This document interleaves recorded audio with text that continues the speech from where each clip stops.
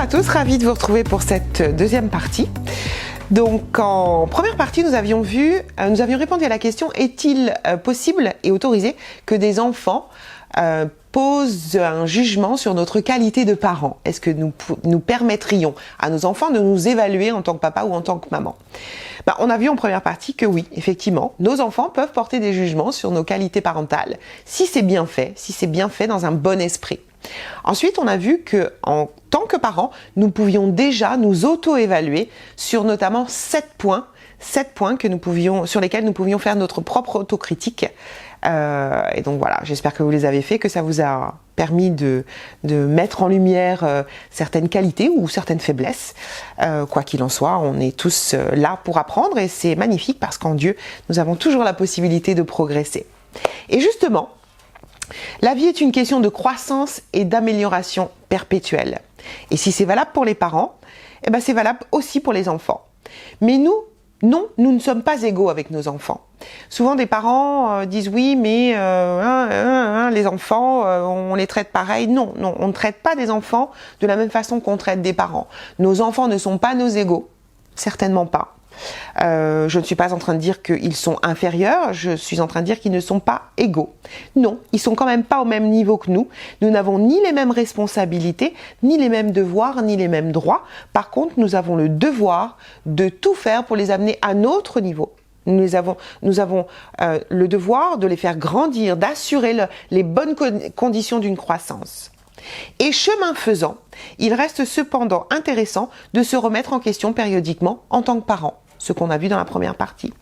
Nos enfants ne sont pas là pour nous juger en tant que personnes, il ne s'agit pas ici d'inverser les rôles, certainement pas, mais si leurs notes peuvent servir à être une sorte de déclencheur ou à une petite remise en question de notre propre marche en Dieu, alors l'exercice peut s'avérer utile et s'il est mené de manière fun et ludique, ça peut vraiment être intéressant pour tout le monde, tous les membres de la famille en tout cas.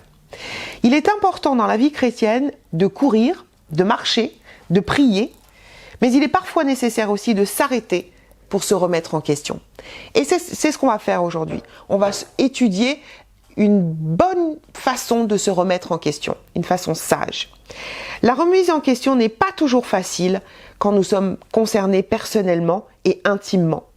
Cela peut appeler à changer beaucoup de choses dans nos vies, à remettre beaucoup de choses en question, notamment des convictions ou des façons de faire que nous avons même héritées de nos parents parfois et dont nous avons pu voir la sagesse dans leur vie. Donc nous avons pensé que dans la nôtre, ce serait tout aussi sage et que ce serait tout aussi sage dans la vie de nos enfants. Mais non, ça ne marche pas comme ça. Il y a les époques changent, les besoins changent, les attentes changent et surtout, les individus ne sont pas les mêmes. Bien évidemment, notre orgueil accepte difficilement d'être remis en question parce que cela nous dérange, cela nous secoue intimement, nous secoue dans nos habitudes. Il se peut qu'au départ, ça nous déstabilise même, mais c'est utile. Surtout si ça vient d'un plus petit, si c'est un plus petit que soi qui nous amène à prendre conscience que quelque chose ne va pas ou peut-être améliorer dans nos vies d'adultes, alors là oui, ça peut vraiment être perturbant pour un adulte.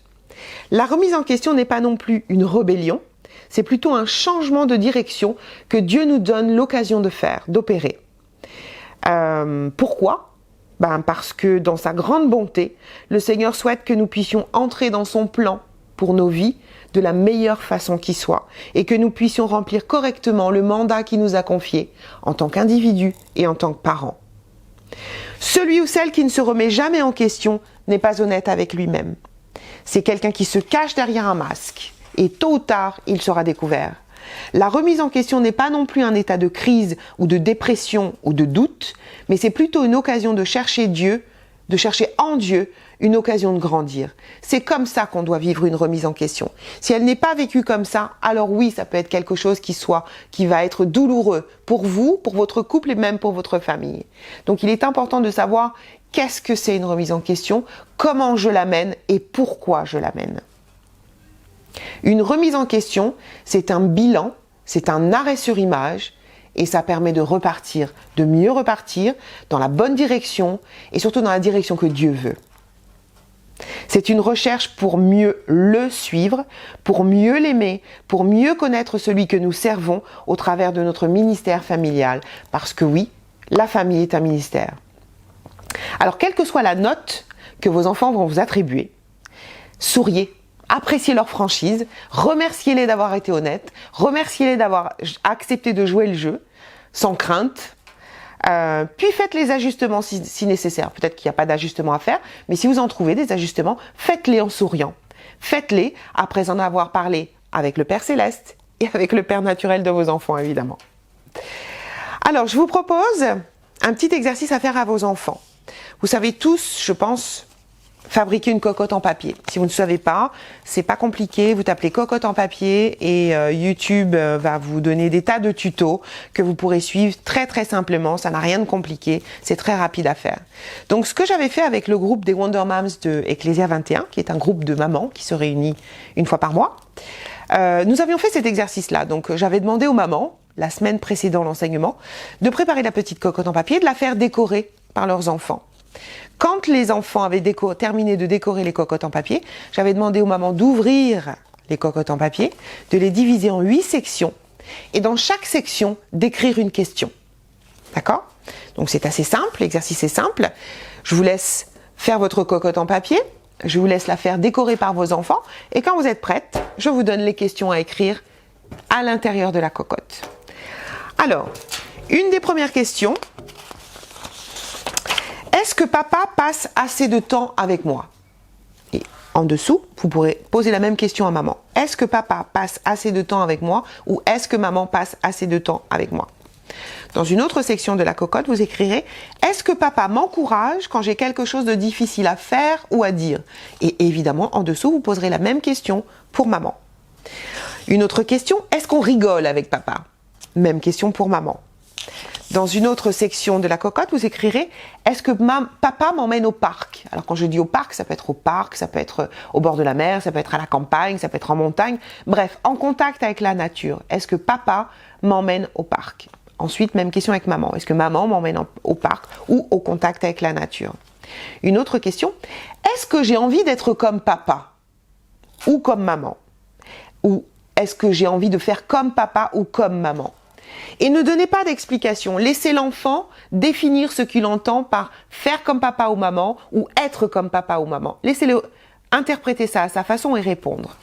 Une autre question, est-ce que papa m'écoute quand je raconte mes histoires de copains ou de copines? Même question avec maman. Une autre question, est-ce que papa m'aime? Est-ce que maman m'aime? Est-ce que Jésus m'aime? Et enfin, dernière question, est-ce que j'apprends à mieux connaître Jésus avec papa et ensuite avec maman? Voilà, c'est simple. Quand vous aurez écrit toutes vos questions, voilà à quoi ressemblera votre petite cocotte en papier à l'intérieur. D'accord? Donc une fois que cet exercice est terminé, vous allez refermer votre cocotte, ce qui donnera ça. Moi, j'ai fait des petites fleurs avec des couleurs, mais vous pouvez faire ce que vous voulez. Et donc, vous savez tous jouer à la cocotte en papier. Alors, je vais vous faire une petite démonstration. Quelles sont les règles du jeu? On va reprendre les règles du jeu. Alors, le parent active la cocotte et l'enfant dit stop. Donc, j'active la cocotte jusqu'à ce que l'enfant me dise stop. Et quand l'enfant dit stop, il apparaît à l'intérieur avec des petites fleurs ou des petites couleurs ou des petites gommettes ou des petits dessins que votre enfant aura fait. L'enfant choisira la couleur et le parent, lira la question. La question, par exemple, est-ce qu'on rigole avec papa? Est-ce qu'on rigole avec maman? Et vous devrez répondre en toute sincérité, sans broder, sans essayer d'influencer vos enfants. Il n'y a pas de bonne ou mauvaise réponse, il y a juste des réponses. Et votre enfant notera la réponse. Ou vous le noterez si l'enfant n'est pas en mesure d'écrire. Voilà. Et chaque fois, vous allez répondre à cette question-là. Il n'y a pas de bonne ou mauvaise réponse. C'est un jeu qui vous permet à tous de faire un petit bilan familial qui sera tout à fait bien et pour vous et pour vos enfants. Peut-être que vous allez découvrir que finalement vous n'avez pas grand-chose à corriger. Peut-être que vous allez découvrir que contrairement à ce que vous pensiez, votre enfant estime que vous ne passez pas assez de temps avec lui. Peut-être qu'il a besoin de plus de votre attention. Peut-être qu'il a besoin de plus de l'attention de maman ou peut-être qu'il a besoin de plus de l'attention de papa. Peut-être qu'il trouve qu'on rigole bien avec maman, mais qu'on ne rigole pas avec papa. Peut-être qu'il trouvera que oui, maman nous emmène assez souvent au parc, mais que papa ne le fait jamais. Qu'est-ce qu'on avait comme question? Peut-être que... Enfin, voilà. En tout cas, vous allez répondre à toutes les questions et il va en sortir un résultat que vous serez en mesure d'apprécier et d'interpréter vous en tant qu'adulte. À la fin du jeu, quoi qu'il en soit, remerciez votre enfant ou vos enfants d'avoir participé. Dites-leur que c'était super de jouer avec eux, que vous allez lire les réponses avec attention et que si quelque chose est à corriger, vous le ferez. Les enfants n'ont pas à craindre de vous répondre, ils n'ont pas à craindre non plus des ajustements que vous allez faire. C'est juste une façon pour vous, parents, de voir comment vous perçoivent vos enfants et comment perçoivent comment vous perçoivent vos enfants en tant que parents. Voilà. Écoutez, en tout cas, ça a très bien marché chez nous. On a eu des résultats vraiment rigolos et puis tout à fait intéressants. Les parents en ont tiré de grands enseignements et j'espère que ça vous aura apporté quelque chose. En tout cas, j'espère que vous aurez passé un bon moment en famille et c'est tout ce qui compte. Que Dieu vous bénisse. À bientôt.